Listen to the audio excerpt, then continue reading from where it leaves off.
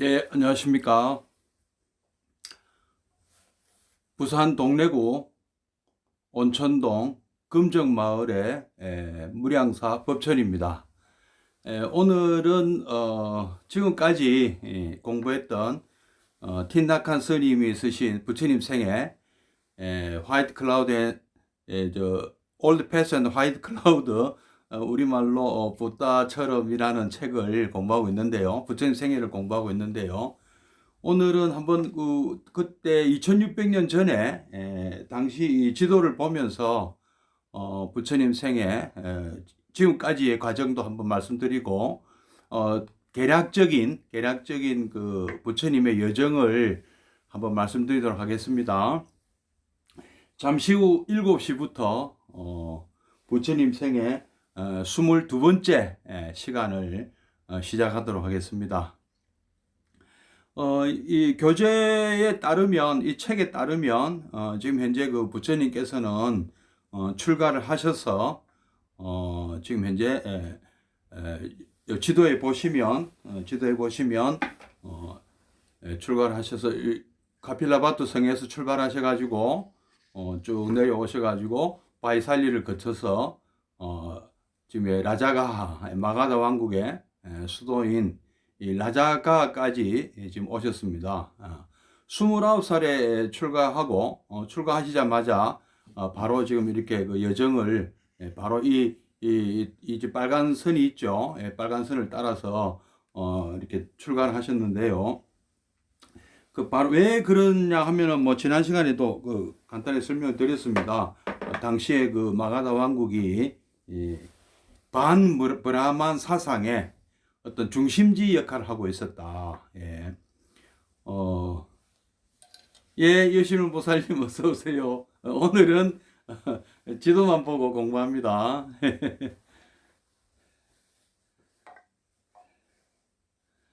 예, 오늘은 한번 그동안 여정, 어떤 식으로, 부처님께서 한번, 뭐 미리 복습도 하고 예습도 하고, 뭐 지도를 통해서 보는 부처님 생애, 뭐 이렇게 이름 붙여도 되겠네요. 예, 오늘은 한번, 이 지도를 놓고, 함께 공부를 하겠습니다.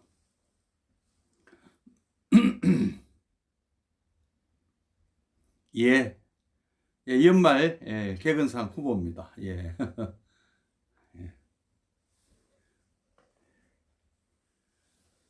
예, 지난 뭐 지난 시간에 아주 뭐 이렇게 부처님께서는 알라라 칼라마라는 안녕합니다. 예, 고맙습니다. 알라라 칼라마라는 선정 수행자와 함께 수행을 했죠. 탁발하는 것도 같이 배우고 그렇게 하는 모습을 보았습니다. 그리고 무소유처정이라는 어떤 그 선정의 경지에 대단히 높은 그 선정의 경지에 도달하셨는데요. 뭐 부처님께서는 선정에 들 때만 좀 이렇게 뭐랄까 좀 이렇게 그 행복을 느꼈고 편안함을 느꼈고 또 선정에 깨면은 뭐 도로 일상으로 돌아왔기 때문에 만족을 못 하셨죠. 부처님께서는 궁극적인 어떤 그 행복의 경지, 해탈의 경지가 아니라고 판단을 하신 것입니다. 예. 자, 그러면 뭐 지금부터 3기를 시작하겠습니다.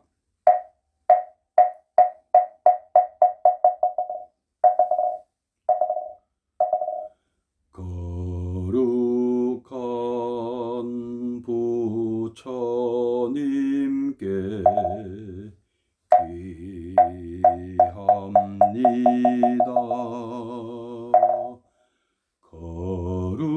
거룩한 가르침에 귀합니다.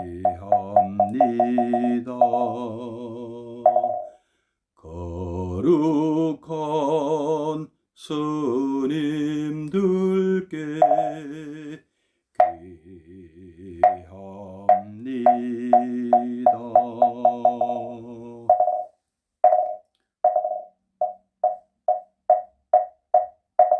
정부업진원 수리수리 마하수리수수리 사바하 수리수리 마하수리수수리 사바하 수리수리 마하수리수수리 사바하 오방내외 아니 죄신지는 나무사만다 못다남 옴도로도로 지미사바하 나무삼만다 못다남 옴도로도로 지미사바하 나무사만다 못다남 옴도로도로 지미사바하 개경계 무상심심미몇법 백천만검난조우 악음문 견득수지 은혜열해준시리 개법장진언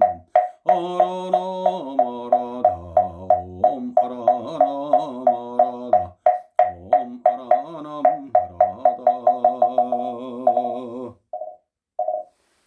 예, 함께 입증해 들겠습니다.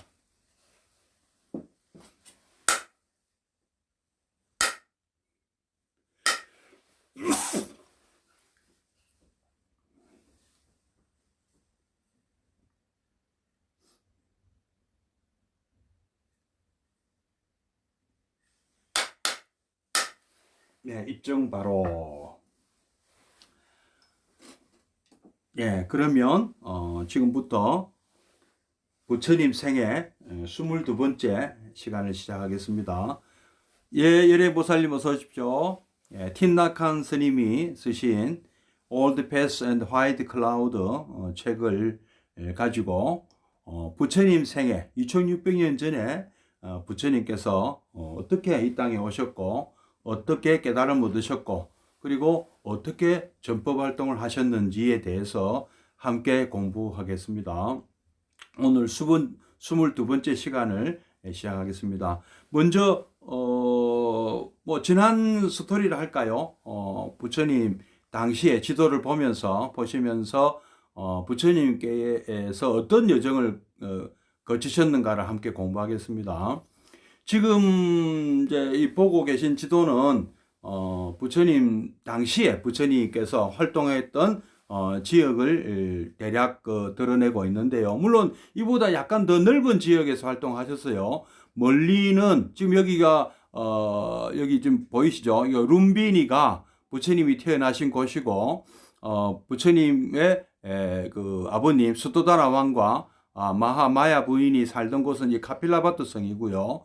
물론 그 마야 부인은 부처님이 나으시고 일주일 만에 돌아가시죠. 그리고 마하파자파티 이 왕비가 대신 부처님을 맡아서 기르시죠. 예. 그래서 여기 이 일대가 사카족의 영역이고요.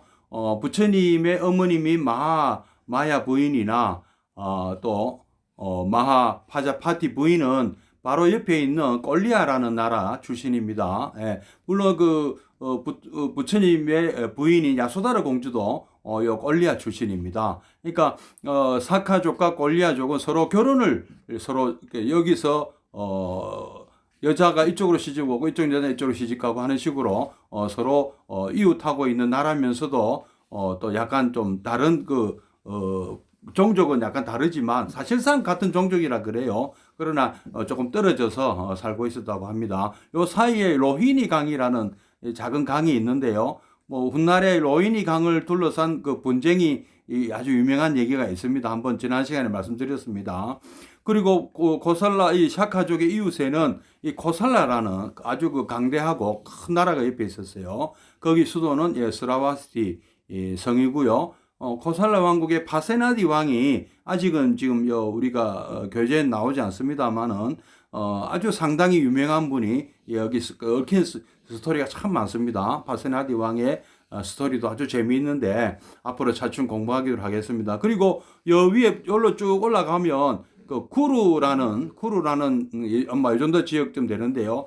쿠루라는 지역이 나오는데 거기는 지금의 인도 수도인 델리가 있는 지역이 있습니다. 거기가 거기서부터 이렇게 브라만 세력들은 뭐 이 일대를 사실상 브라만 당시 종교가 장악하고 있던 곳입니다. 그리고 이렇게 이런 식으로 이쪽으로 내려오면 가시라는 나라가 있는데요. 가시는 경전에 의하면은 여기서 나오는 옷감이 아주 좋았나 봐요. 심지어는 그 비단도 나왔다고 하는 얘기가 있습니다. 예, 비단은 중국에서만 나는 줄 알았는데 가시에서도 비단을 만들었다는 얘기가 있습니다.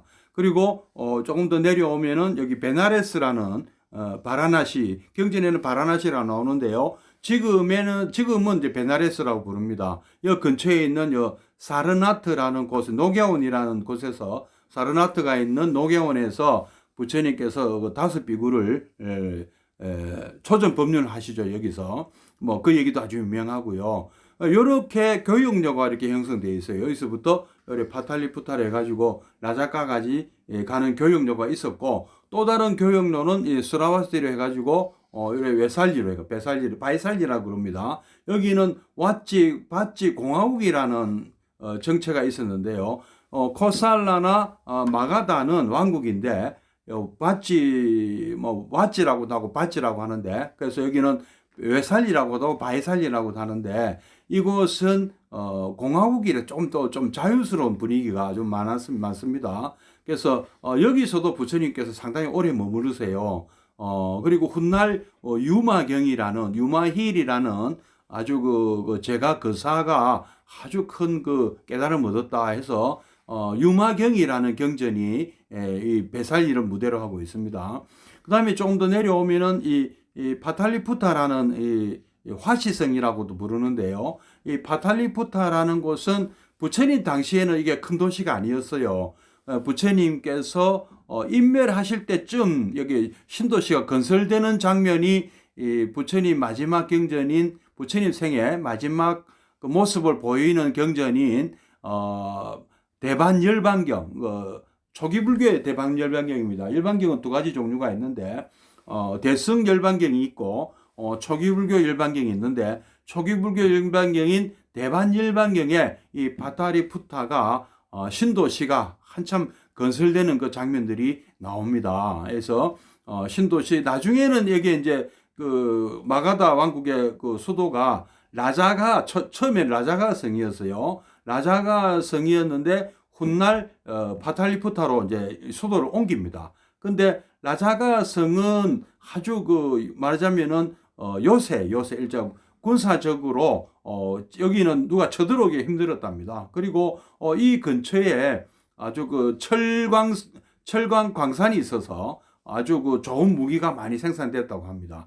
그래서 마가다 왕국이 군사 강국이 되기에 아주 유리한 조건을 갖고 있었다, 그렇게 있고요. 훗날에는 이제 점점 이 마가다 왕국의 세력이 커지기 때문에 파탈리푸타라는 교통이 훨씬 더 유리하고 다른 지역으로 뻗어가기 쉬운 쪽으로 이렇게 천도를 한다고 그럽니다. 그리고 이 파탈리푸타는 훗날 아쇼카 대왕 시대에 물론 그 이전에 벌써 인도의 중심지가 되고 아쇼카 대왕이 인도 대륙을 통일을 할 때 수도로 삼았던 곳입니다.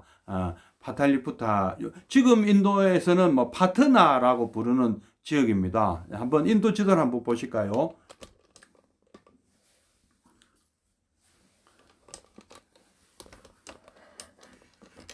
예, 요 뭐 좀 거리가 좀 있습니다만은 여기가 인도입니다. 지금 인도인데, 지금 우리가 지금 부처님 당시 활동한 지역은 아주 요거로 표시도 잘 안 되건데요. 요 지금 네팔이거든요. 여기가 밑에 걸 보시면 네팔이고, 네팔 밑에 요 정도 지역밖에 안 됩니다. 지금 우리가 보이고 있는 것은요. 그래서 여기서 볼 때 굉장히 좁은 지역인데요. 이 거리가 폭은 약 500km, 폭은 약 500km고 길이는 한 1000km 정도 되는 이런 지역입니다. 지금 지도가 나와 있는 게 여기 500이고 여기 한 1000 정도 됩니다. 예. 요쪽에 이렇게 하면 500이고 이렇게 하면 1000이고 뭐 이렇게 봐도 마찬가지고요. 그 정도 그런 지도가 되겠습니다. 그리고 이 길을 따라 더 내려가면 여기 이제 지금의 캘커타가 요 끝에 그 바닷가에까지 내려가면 캘커타가 나오고요. 예. 여기서 고산비에서 또 저 바닷가까지 내려가면 뭄바이를 향해서 내려갈 수가 있는 것입니다. 대략 이런 모습이고, 그 다음에 이제 부처님께서 한번 부처님 일생을 한번 그 여정을 한번 따라가 본다면, 부처님은 우리 마야 부인께서 꼴리아, 친정이 꼴리아로 가시는 도중에 있는 이 룸비니 동산에서 출생을 하셨고, 다시 이제 그 꼴리아 이제 안 가고 되돌아오죠. 카필라바트로 되돌아오셔서 카필라바트에서 성장을 하시고, 물론 이제 뭐 여러 지역을 여행을 하셨겠죠. 그러니까 출가를 하실 때는 카펠라바트에서 바로 나와서 바이살리로 오셔가지고 지난 시간에 우리가 배웠던 그 선정 수행자 알라라 칼라마가 이제 바이살리 지역에 있었고, 바이살리 지역에서 알라라 칼라마부터 무소유 처정을 배우고 이제 라자가까지 내려오시죠. 지금 오늘은 이 라자가에 오셔가지고 빈비사랑 왕을 오늘 만나게 됩니다. 그 빈비사랑 왕을 만나고 빈비사랑 왕과 헤어지고 다시 보면 가야라고 나오죠. 가야 옆에 보면 우르벨라라는 작은 마을에서 수행을 하십니다. 여기서 약 6년 전체 다 합쳐서 이 일대에서 수행한 것이 모두 6년이고, 우르벨라에서 성도를 하시죠. 깨달음을 얻으시고 또 같이 공부하시던 다섯 비구를 찾아서 여기 베나레스 옆에 있는 이 사르나트 녹야원으로 가시죠. 녹야원에 가셔가지고 다섯 비구를 말하자면 아라한으로 만드시죠. 조전 법률을 통해서 아라한을 만드시고 다시 가야로 또 돌아오십니다. 우르벨라 숲에 돌아오셔서 여기서 우르벨라 가사파 삼형제를 가사파 삼형제와 1000명의 가사파 삼형제의 제자들을 또 제자로 만드시죠. 그래갖고 1000명의 제자들이 같이 라자가로 또 가시죠. 라자가로 가서 라자가에서 또 이번에는 사리푸타나 모칼라나 같은 그런 제자들을 또 삼으시고, 그 니칸타 산자야 벨라티푸타의 제자였죠. 이 사리푸타 모칼라나하고 산자야 벨라티푸타의 제자 250명을 또 제자로 삼으시죠. 그래서 여기서 약 1250명의 우리 경전에 나오고 수많이 나오는 그 1250이라는 그 숫자에 우리 그 그러니까 부처님 제자들이 여기서 형성됩니다. 여기서 형성되고, 이분들과 함께 또 이번에는 어떻습니까? 여기 그 스라와스티, 코살라 왕국의 스라와스티에서 온 수자타라는 수달타 장자라는 사람이 또 이렇게 그 장사차 여기 라자가로 왔어요. 라자가로 와서 부처님을 또 만나게 되죠. 그래서 부처님을 만나서 부처님한테 너무 감동을 받고, 부처님이 진짜 깨달은 분이라는 것을 아시고 자기 부처님을 초청을 합니다. 부처님 여기 마가다 왕국에 라자가만 계시지 말고 제가 살고 있는 이 코살라 왕국의 스라와스티로 좀 오십시오 하고 초청을 하죠. 그러면서 이 수달타 장자는 자기 고향으로 돌아가면서 이렇게 소문을 냅니다. 진짜 부처님이 오셨다. 정등각자 부처님이 등장하셨다 하고, 자기 그 대재벌이기 때문에 가는 곳마다 부처님과 그 제자들이 묵을 수 있는 숙박 시설과 그 다음에 숙식이 제공이 가능한 그런 이 무역 루트를 이분이 무역을 하는 분이기 때문에 이 일대 이 무역로에는 전부 자기 아는 사람들이 쭉 있었던 것이죠. 그래서 여기 여행에 불편이 없도록 1250명의 제자들이 움직이는데 불편이 없도록 다 해주시고 스라와스티로 초청을 합니다. 그리고 부처님께서는 약 출가하고 한 10년 정도 지나서 스라와스티에 등장을 하시죠. 등장하시고 여기서 또 수많은 또 제자들을 또 얻으시고 이번에는 약 그죠 뭐 대략 한 10년쯤 후에 고향인 사카족의 카필라바트를 방문하시게 되죠. 그래서 여기서 또 석가족의 수많은 석가족의 왕자들과 석가족의 젊은 청년들이 여기서 또 출가를 하게 됩니다. 출가를 하시고 그리고 이 제자들과 함께 스라와스에 있는 기원정사 그리고 또 라자가에 있는 우리 그 중림정사 뭐 이런 큰 절에도 이렇게 이가 평생을 스라와스와 라자가하 그리고 요 베나레스 요 무역 루트를 따라서 이쪽에도 오셨다가 또 저쪽으로 가셨다가 중간에는 바이살리에도 오래 머물르셨고요. 그리고 저 멀리는 구루, 아까 제가 지금 현재 인도의 수도 뉴델리가 있는 지역이라 말씀드렸습니다만은 거기에 구루라는 곳에도 많은 설법을 하셔서 경전에도 많이 나옵니다. 요 지도에는 안 나옵니다만 이쪽 편에 요 거리 정도 더 가면 있습니다. 인도 대륙의 그 지금의 수도죠. 뉴델리. 옛날에 델리나 뭐 뉴델리나 같은 거의 뭐 같은 지역인데 거기까지 우리가 수행을 하시게 됩니다. 예, 인명거사님도 오셨고, 예, 호정보살님도 오셨고, 예, 반갑습니다. 예.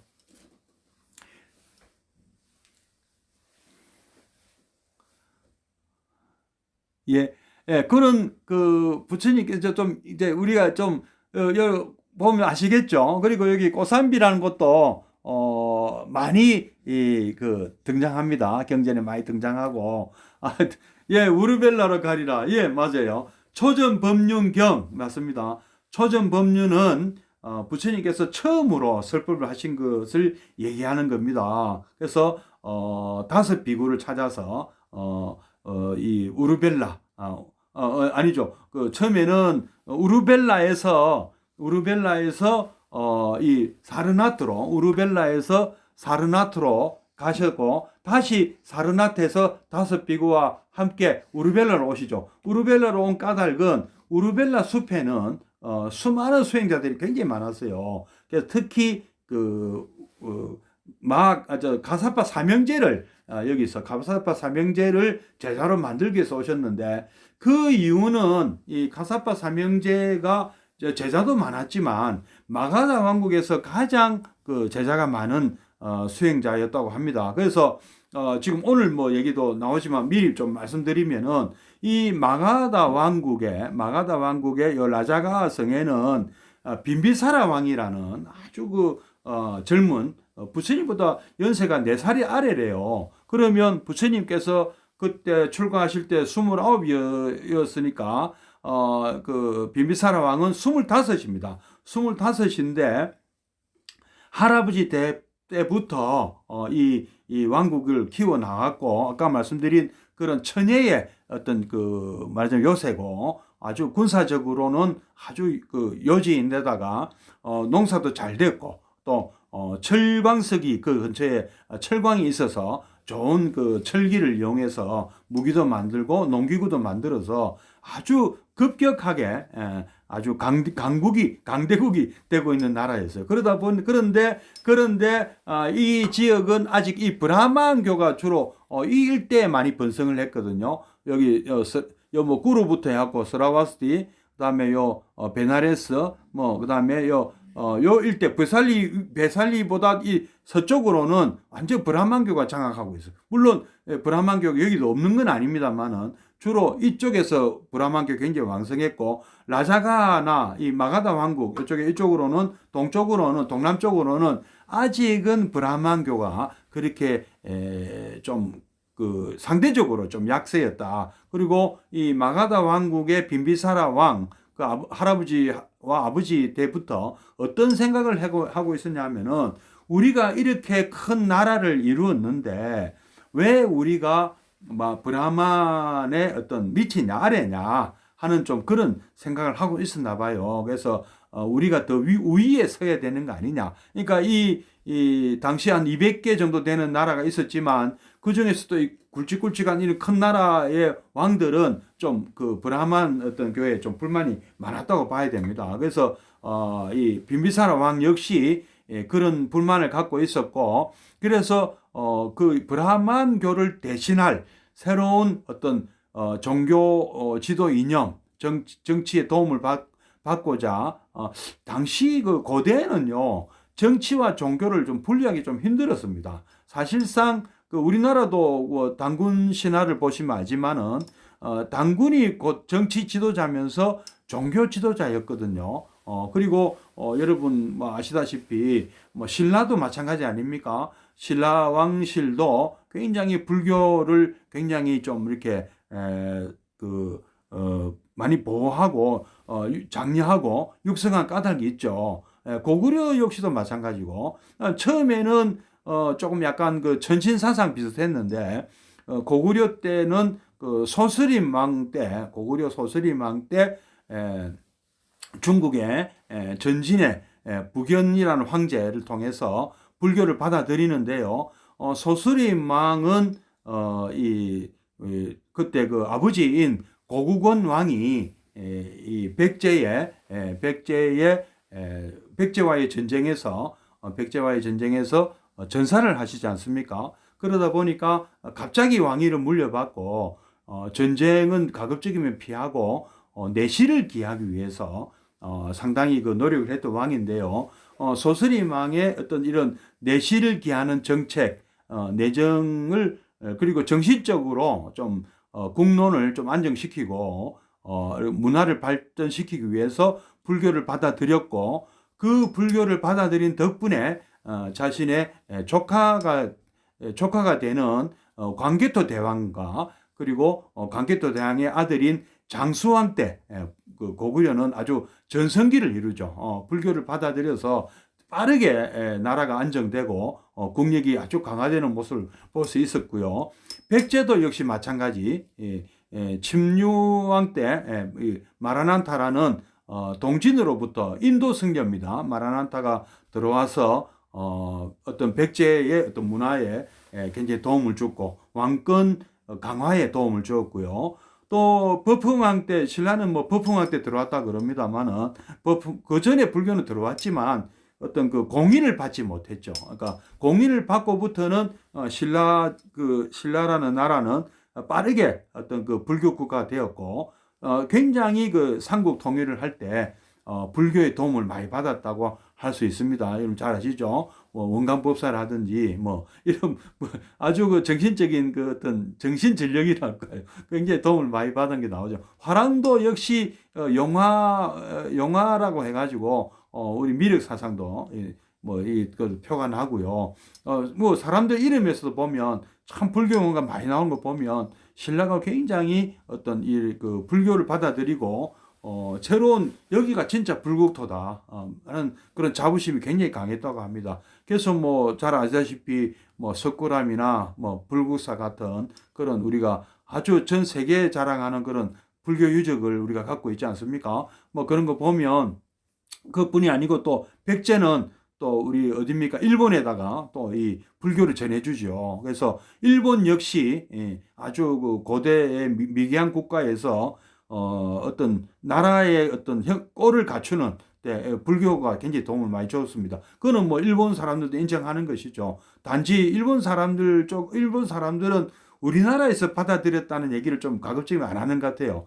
중국에서 뭐 받아들인 것처럼 얘기하지만 사실상 중국에서 우리나라도 물론 중국부터 받아들였지만 우리나라에서 이제 또 이 중간에 한번 걸쳤다가 건너간 그런 뭐 것이라고 봐야 되겠습니다. 어디가 뭐 그런 게 중요한 건 아닙니다만은 일본도 한 5세기, 6세기에 빠르게 국가의 틀을 갖추는데 이 어떤 불교의 도움을 많이 받았다고 볼 수 있습니다. 이런 식으로 보면 뭐 아슈카 대왕도 마찬가지고요. 어떤 한 나라가 특히 이 왕권을 강화하고 국가의 어떤 틀을 이렇게 만들어 나가는 데는 이런 아주 그 불교가 큰 역할을 한 것이죠.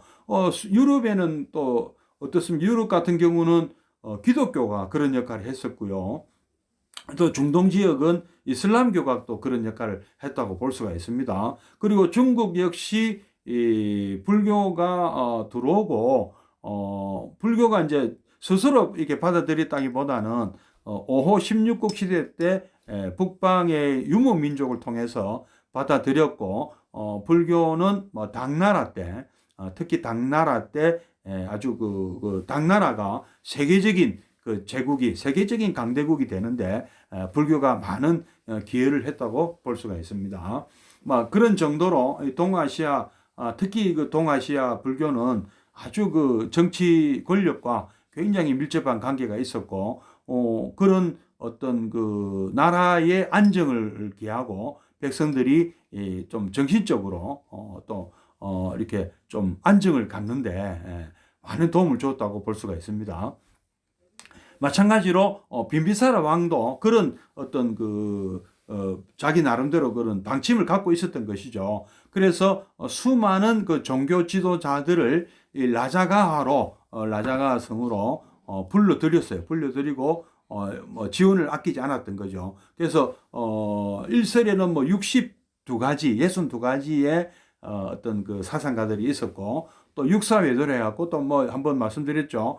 이런 아주 유명한 철학, 종교 철학적인 그런 백가정명, 이제 우리 중국의 당시 뭐 당대의 중국에는 뭐 공자님, 명자님, 이 노자, 장자 이런 수많은 그 사상, 종교 사상, 철학 이런 것들 등장했지 않습니까? 그리스에는 소크라테스, 아리스토텔레스, 뭐 플라톤 이런 분들 등장하던 공교롭게도 거의 시기가 2600년대에 비슷하게 다 등장하셨다고 합니다.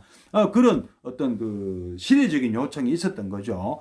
조그만한 나라들로 막 갈려져 있다가 이런 나라들이 철기 문명이 도입되면서 농기구도 개혁되고 무기도 개혁되고 그러다 보니까 잉여 농산물이 많이 발생해서 무역이 발생하고 그러다 보니까 또 철기 무기로 큰 어떤 뭐랄까 전쟁을 통한 큰 왕국들이 많이 생기고 또 무역도 많이 발생화되고 그래서 아주 뭐 대변혁이 일어났던 거죠. 패러다임이 급변하는 거죠. 그리고 빈부의 격차가 더 강화되고요. 그런 지금하고 또 비슷합니다. 지금도 뭐 빈부의 격차 강화되고 그다음에 부익부 빈익 부익부 빈익비 그거죠. 그리고 좀 사람들은 세상이 워낙 급변하니까 정신적으로 굉장히 불안해하고 좀 이렇게 마음을 붙일 때를 못 찾는다 그럴까? 나이 든 분들도 마찬가지고 젊은 사람들도 그렇고 너무 세상이 급변하면 이렇게 좀 갈피를 못 잡는 그런 현상이 나오고 사람들은 스트레스에 쌓이는 거죠. 그래서 그런 스트레스를 해결하는 방법이 여러 가지가 이제 말하자면 이 철학이나 종교 이런 아주 고급 종교, 고급 철학들이 발생한다고 봐야 됩니다. 뭐 그런 시대였다는 것이죠. 그리고 부처님이 태어나실 때만 해도 약 200개 정도 되는 나라가 있었는데 이 일대에 약 200개가 넘는 나라가 있었는데 부처님이 돌아가실 무렵에는 16개로 줄어들고 부처님이 돌아가시고 인멸하시고 200년 후에는 마가다 왕국의 후예인 찬드라굽타라는 그 장군이 나타나서 마우리아 왕조라는 마우리아 왕조 아쇼카 대왕이 나와서 마우리아 왕조를 만들고 인도를 통일하게 되는 그런 과정을 보면 또 뭐 마찬가지로 그리스 역시 그리스 도시국가였는데 나중에는 로마라는 큰 나라로 통일이 되죠. 서구 세계는요. 그리고 이 중국은 어떻습니까? 춘추 전국 시대가 진나라 그리고 한나라로 연결되고 그리고 이 인도는 아쇼카 대왕이 또 마우리아 왕조가 망하고 좀 또 한 200년 지나서 쿠샨 왕조가 들어서서 또 통일이 되고 또 지금의 중동 지역은 파르티아 왕국이 또 이렇게 큰 세력으로 등장. 세계 4강이 균형을 이루는 그런 시대가 또 오는 것이죠. 그때는 또 상당히 오랜 기간 좀 큰 전쟁이 없었다. 작은 전쟁이 있었지만 큰 전쟁이 없었던 시대가 옵니다. 그러나 사람들은 어떤 이런 고급 종교들이 또 서서히 생기면서 좀 정신적으로는 그런 사람들의 어떤 그 마음을 달래는 그런 종교들도 많이 발생했던 것입니다. 자, 요 정도로 오늘은 뭐 지도는 그렇게 공부를 하기로 하고요. 이제 오늘 책을 보고 또 읽어 나가겠습니다. 네. 빈비사라 왕은 수행자의 고상하고 예의 바른 태도에 아닙니다. 잘못 읽었습니다. 지금 그 빈비사라 왕을 만나죠. 앞에 부분 다시 읽겠습니다. 한동안 시타르타는 마가다의 수도인 라자가하에서 그다지 멀지 않은 판다바의 사너리에서 혼자 지냈다. 어느 날 그는 탁발을 하기 위해 바루를 챙겨들고 수도인 라자가하로 내려갔다. 그가 걷는 모습은 느긋하면서도 기품이 서려 있었으며 표정은 침착하면서도 단호한 데가 있었다.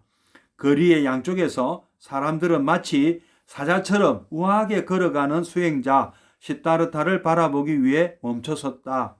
그때 마가다의 국왕인 빈비사라 왕이 왕실 마차를 타고 거리를 지나던 중 시타르타의 수려한 자태를 보고서 마차를 멈추게 했다. 이어서 왕은 시종에게 분부해 그 수행자에게 보시를 행하도록 하고 아울러 그의 거처가 어디인지도 알아오도록 했다. 부처님은 너무 이렇게 잘생기셨나 봐요. 사람들의 눈에 아주 이렇게 탁 금방 띄는 아주 용모를 갖고 계셨고, 그래서 경전에는 이런 부처님의 모습을 30 이상 80종호다 이렇게 표현을 하고 있습니다. 다음날 오후 빈비사라 왕은 시타르타의 거처를 향해 행차했다. 이제 왕이 찾아갑니다. 왕은 산자락 밑에 타고 온 마차를 세워두고 단 한 명의 시종만 데리고 산길을 올라갔다.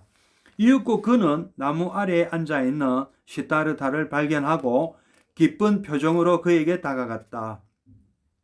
시타르타가 자리에서 일어났다. 시타르타는 방문자의 옷차림을 보고서 그가 마가다 왕국의 국왕임을 알 수 있었다. 시타르타는 합장하며 그를 맞이했고 이어서 근처에 있는 커다란 바위에 앉도록 자리를 권했다. 그러고 나서 시타르타도 왕과 마주볼 수 있는 또 다른 바위에 걸터 앉았다. 빈비사라 왕은 수행자의 고상하고 예의 바른 태도에 깊이 감명받은 듯 했다. 왕이 먼저 말을 꺼냈다. 나는 마가다 왕국의 국왕이요.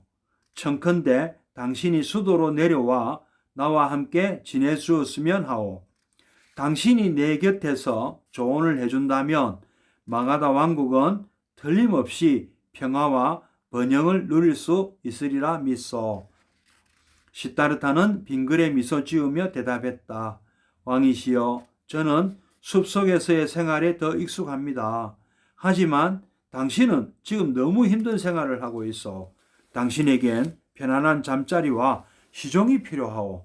만약 당신이 나의 뜻을 따르겠다면 나는 당신을 위한 궁전을 마련해 드리겠소. 부디 함께 하산해서 나를 보좌해 주기 바라오. 왕이시여, 궁전 생활은 저와 같은 사람에게는 적합하지가 않습니다. 저는 지금 제 자신과 모든 사람들이 겪고 있는 고통으로부터 진정한 해탈에 이르는 길을 찾기 위해 애쓰고 있는 수행자입니다. 거듭 말씀드리거니와 궁전 생활은 저와 같은 수행자의 구도적 생활에는 적합하지 않은 것이옵니다. 왕은 또 말씀합니다. 당신은 나와 마찬가지로 아직 젊소. 나는 진정한 우정을 나눌 수 있는 친구를 절실히 필요로 하고 있어. 당신을 처음 본 순간 나는 당신에게서 자연스러운 유대감을 느낄 수 있었어. 나와 함께 하산합시다. 만약 당신이 내 제의를 받아들인다면 나는 당신에게 내 왕국의 절반을 드리겠소. 그리고 훗날 당신이 나이를 더 먹은 뒤 수도자의 생활로 돌아가고 싶다면 그렇게 해도 좋아요. 그래도 늦지는 않소.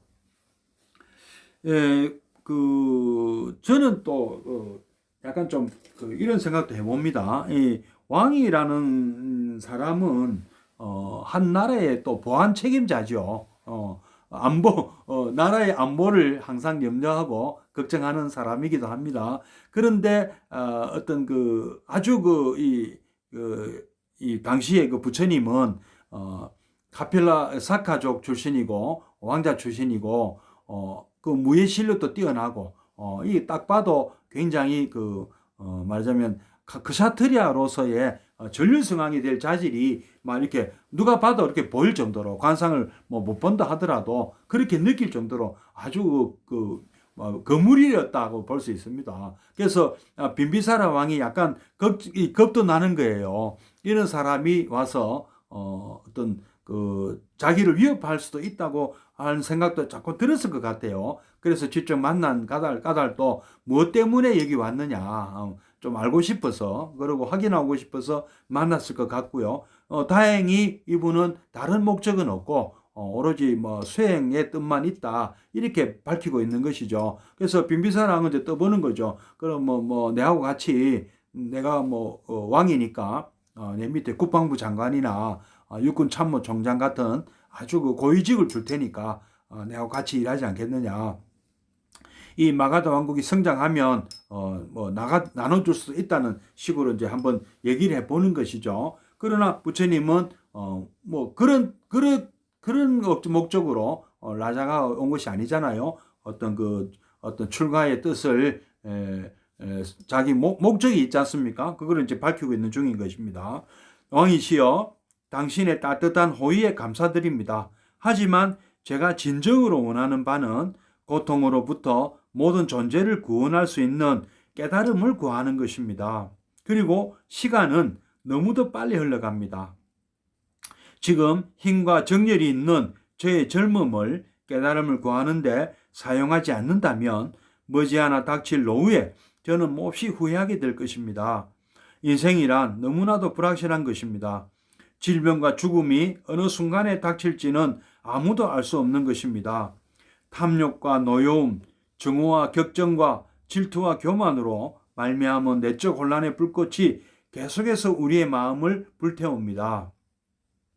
진정한 깨달음을 얻을 때에만 모든 존재가 번뇌의 사슬을 끊고 자유로워질 수 있을 것입니다. 왕이시여, 당신이 만약 진정으로 저를 생각해 주신다면 제가 오랫동안 추구해온 이 구도의 길을 계속 해갈 수 있도록 그냥 내버려 두셨으면 합니다. 빈비사라 왕은 시타르타의 얘기를 듣고서 한층 감명받은 듯 했다. 그토록 10년에 찬 당신의 얘기를 듣게 되니 나로서도 기쁘기 그지없소. 수도자여, 당신의 출신지와 가문에 대해 내게 이야기해 줄 수 있겠소? 부처님 답하십니다. 왕이시여, 저의 고향은 석가 왕국이며 저의 가문은 석가족의 후예입니다. 수도인 카필라바투에서 현재 왕국을 다스리고 계신 수토다나 왕이 저의 아버님이시며 마하마야 왕비가 저의 어머님이셨습니다. 저는 장차 왕위를 물려받을 왕자의 신분이었습니다만 깨달음을 얻기 위해 3년 전에 부모님과 아내와 아들을 남겨두고 궁전을 떠난 몸입니다. 그 이야기를 들은 빈비사라 왕은 깜짝 놀랐다. 그렇다면 당신은 왕족이로군요. 당신과 같은 분을 만나게 되어 실로 영광입니다. 고귀한 가문의 수도자여, 석가족과 마가다족은 오랫동안 사이좋게 지내온 사이입니다. 부디 저의 신뢰를 용서하십시오. 그런 줄도 모르고 어리석게도 제가 지위와 부로서 당신을 설득하려 들었다니. 하지만 이것만은 당신에게 부탁드리고 싶군요. 때때로 저의 궁전에 오셔서 제가 당신을 위해 보시를 행할 수 있게 해주시고 언젠가 당신이 깨달음을 얻으셨을 땐 저를 위해 가르침을 내려주십시오. 어떻습니까? 약속해 주실 수 있겠습니까? 시타르타는 합장하며 대답했다. 그렇게 하겠습니다. 제가 깨달음을 얻게 되면 반드시 당신과도 그 열매를 나누어 갖도록 하겠습니다. 근데 훗날 부처님께서 깨달음을 얻으시고 바로 빈비사라 왕을 찾지는 않으시죠. 무엇부터 하십니까? 깨달음을 얻고 제자들을 모으시죠. 제자들을 먼저 5비구를 만나서 5비구 우리 우르벨라 가야 여기서 깨달음을 얻으시고 물론 요 라자가에서 아까 말씀드렸죠.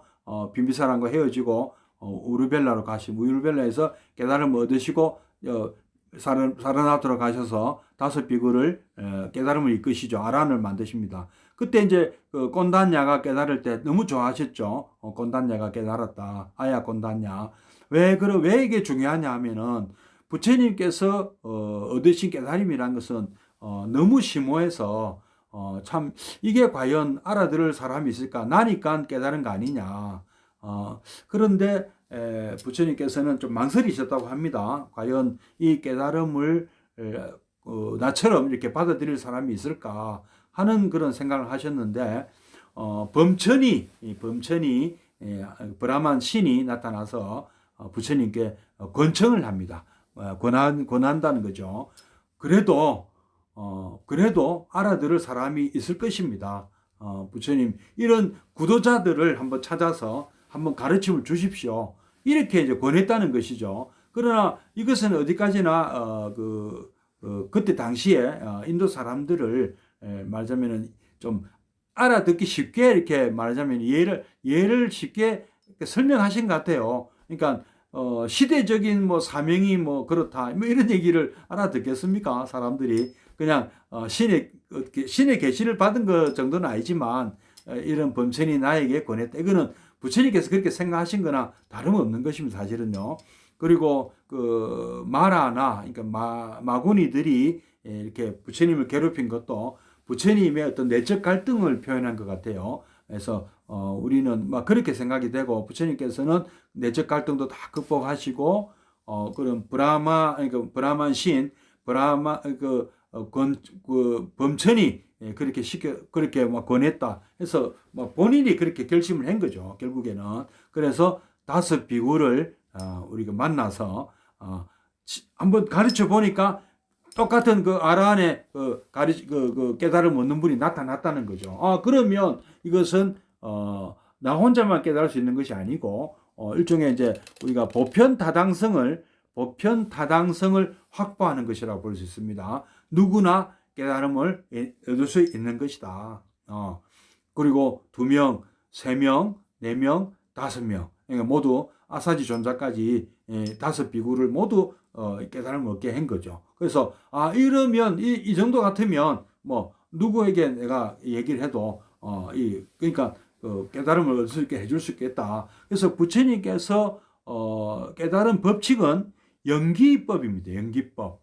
당시에 진리로 주장이 되고 있던 브라만교의 어떤 전변설, 뭐 범하 인려 사상, 그러니까 어떤 그 변치 않는 어떤 존재가 있어서 그런 존재가 어떤 이 우주도 만들고 이 그 사람들의 모든 것은 다 브라만으로 기결되는 거죠. 모든 것은 다 브라만, 뭐 일체는 다 브라만이고 이 브라만이 없는 곳은 없다. 이런 식의 어떤 전변설을 주장했던 브라만교, 우리 창조설을 주장했던 브라만교도 있었고, 아니다. 우리가 보지 못한 것은 믿지 못한다. 우리는 눈으로 볼 수 있는 지, 수, 화, 풍의 이 4대 4가지 요소로 구성되어 있는 어떤 이런 물질적인 요소만 우리가 인정할 수 있다고 주장하는 이런 적취설을 주장하는 그런 로카야타 유물론자들도 당신이 있었거든요. 근데 이런 거하고는 전혀 별개로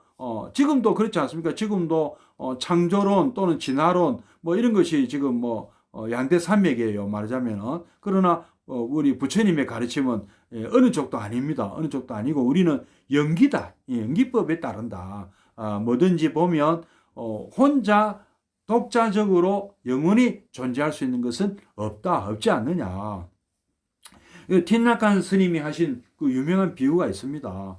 종이는 종이는 뭐냐? 종이는 만약에 이제 우리가 창조론자들이 얘기할 때는 이렇게 얘기하였죠. 종이는 우리 하느님이 창조하신 나무로 만드는 것이다. 그 나무가 있기에 그거를 인간들이 그 나무를 가지고 종이를 만든 것이다. 이렇게 설명할 테고, 그다음에 유물론자들 아까 이제 요소론을 얘기하는 사람들 같으면 나무는 분석하면 탄소다. 그러니까 말하자면은 흙의 요소다. 뭐 이렇게 그리고 약간의 물의 요소가 또 섞여 있다. 분석을 해보면 그러니까 탄소 플러스 물이다.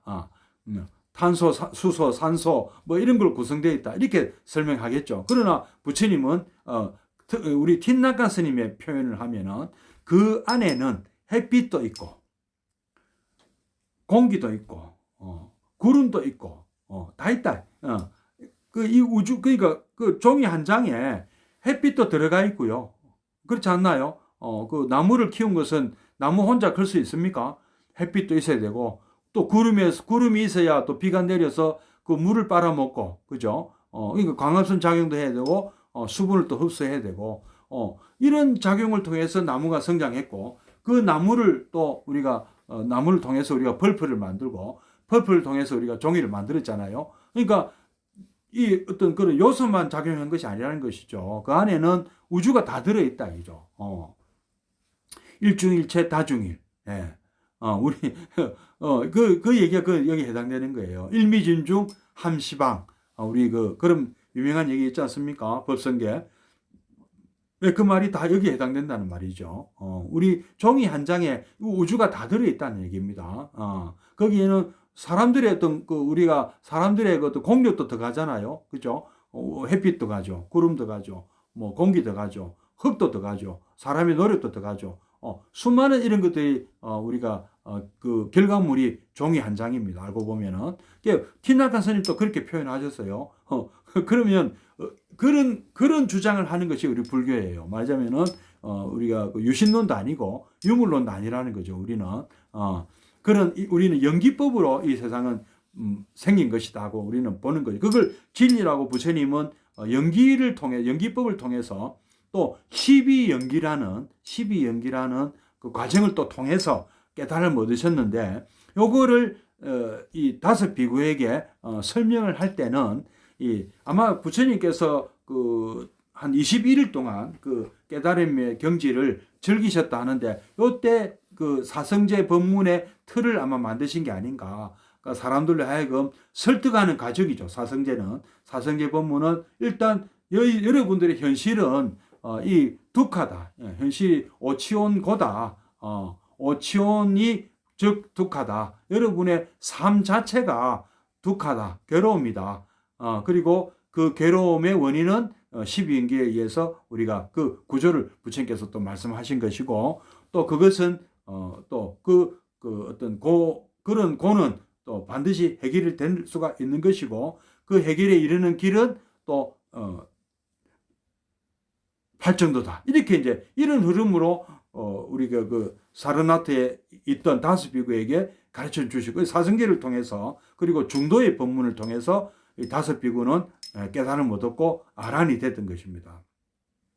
그리고 이 다섯 비구와 함께 다시 이 우르벨라로 돌아오시고 물론 뭐 그 사이에 우리 또 60명의 또 비구들을 또 뭐 이렇게 제자로 만드시더만은 이 우르벨라 숲에서 또 1000명의 가사파 삼형제의 1000명의 제자를 또 이끌고 당당하게 그러니까 부처님은 혼자 초라하게 그 빈비사랑을 찾지 않았어요. 이런 수많은 제자들을 이끌고 뭐 빈비사랑을 당당하게 아주 뭐 떠들썩하게 이렇게 찾아간 것이죠.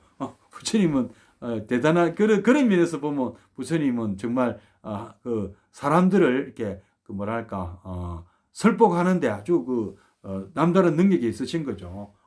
그 수준에 맞게 그 계급에 맞게 이렇게 설법을 해 나가시는 겁니다. 자, 그다음 또 읽어보겠습니다. 빈비사라 왕은 시타르타에게 공손히 절을 한 뒤 데리고 온 시종과 함께 산을 내려갔다. 또 이때 여기는 뭐 그 얘기 없습니다만은 빈비사라 왕은 이런 말씀도 하셨다 그럽니다. 나에게 소원이 있었는데 첫째, 내가 다스리는 지역에서 부처님이 등장하면 좋겠다. 나는 그런 소원이 있었다. 그리고 두 번째 소원은 그 부처님이 나를 좀 가르쳐주면 좋겠다는 소원이 있었다.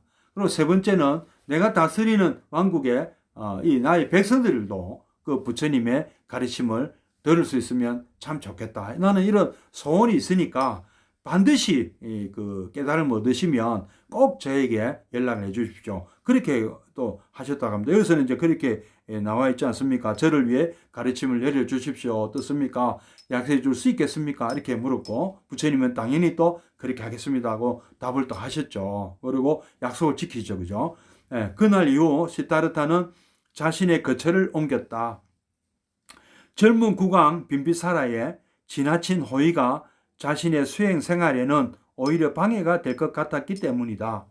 그는 수행에 도움이 될 만한 또 다른 거처를 찾기 위해 남쪽으로 길을 떠났다.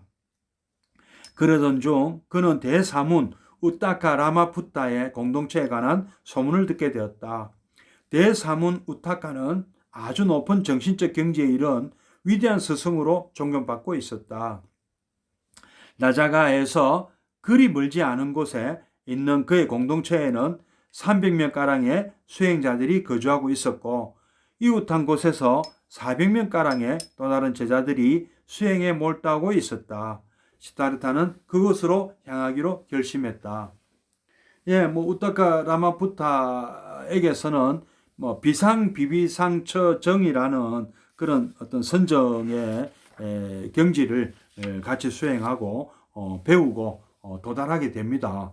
그리고 이제 부처님께서 또 성도를 하시고 아까 그 범천의 권청이 있었다고 하지 않았습니까? 예, 범천의 권청을 받고 처음 어떤 깨달음을 나누려고 하신 분들이 바로 이분들이에요. 우타카라마 부타와 앞에 말씀드렸던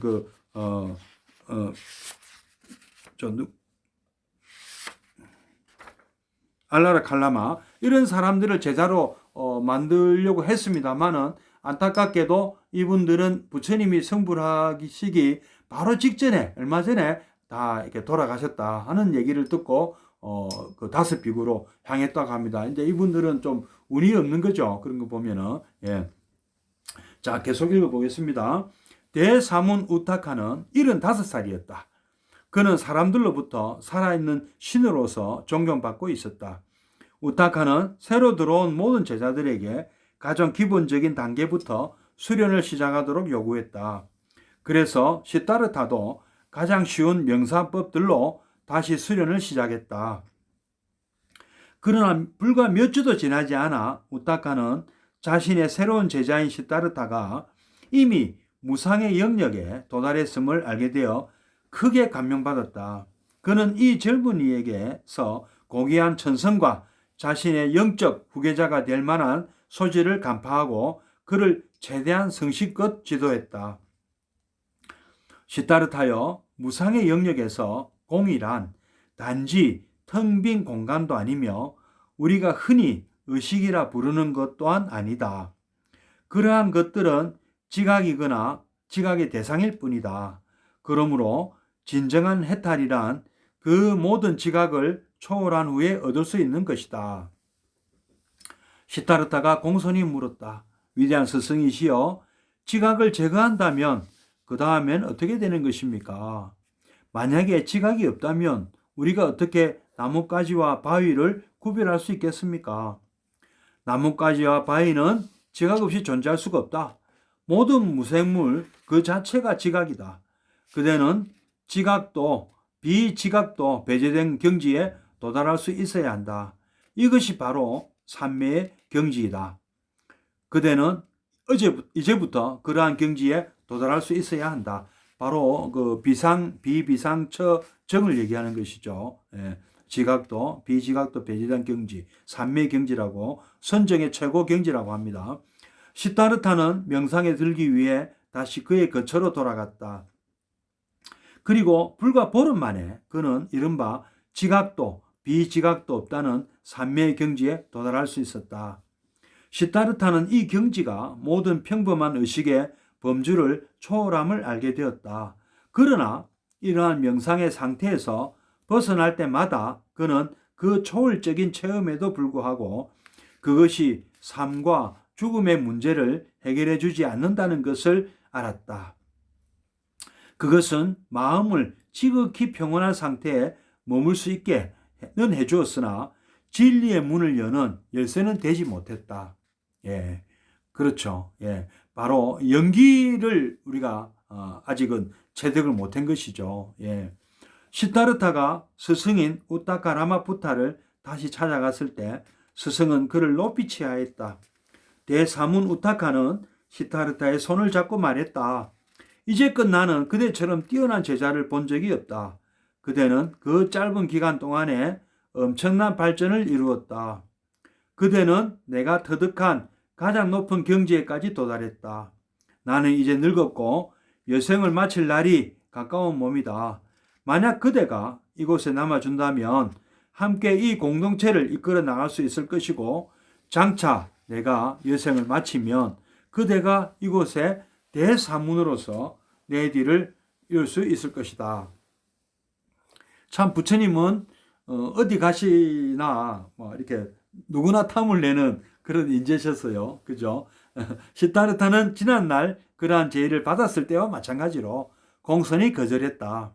그는 삼매의 경지가 삶과 죽음의 문제에 대한 해결책이 되지 못함을 알았기에 이제는 이것도 떠나야 했다. 그는 대사문과 동료 수행자들에게 깊이 감사하는 마음을 표하고는 길을 떠났다. 모두들 시타르타를 사랑했으므로 그가 떠나는 것을 보고 서운했다.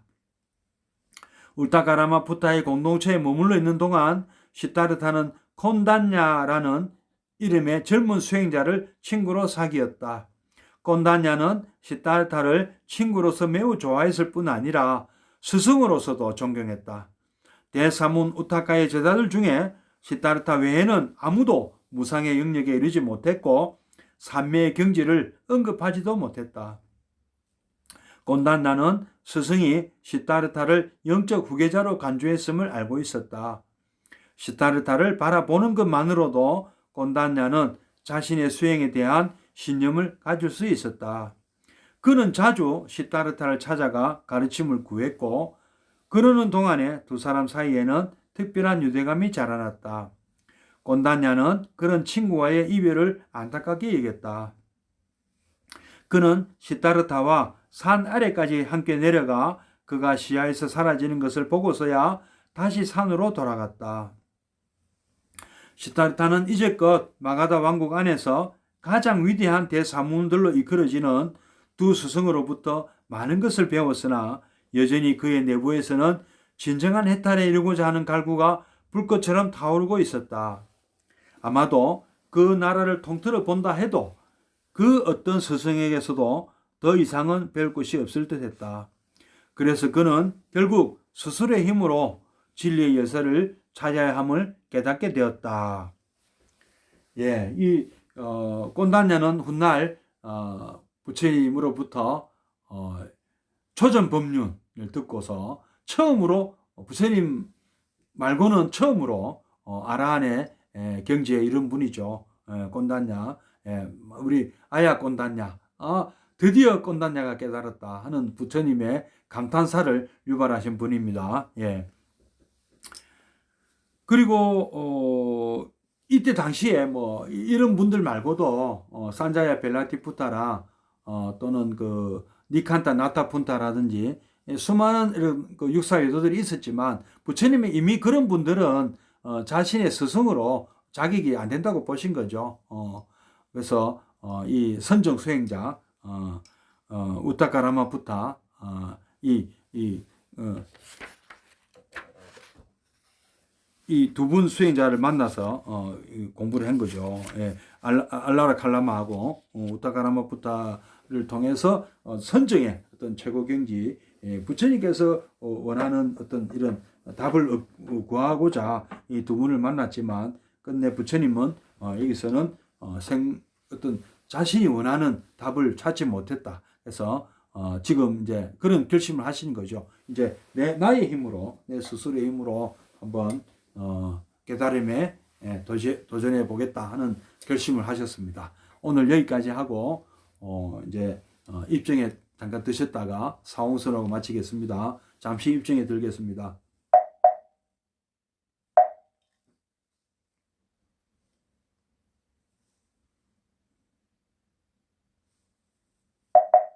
입정 바로 사홍선을 하고 마치겠습니다.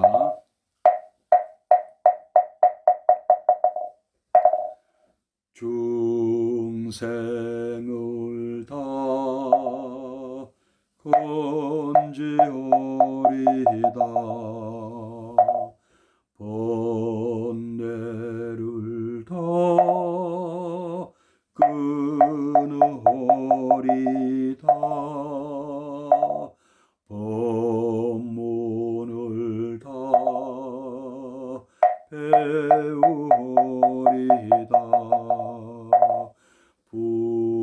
불도를 다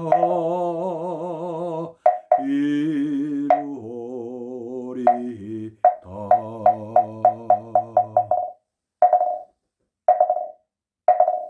내일 뵙겠습니다. 예, 성불하십시오.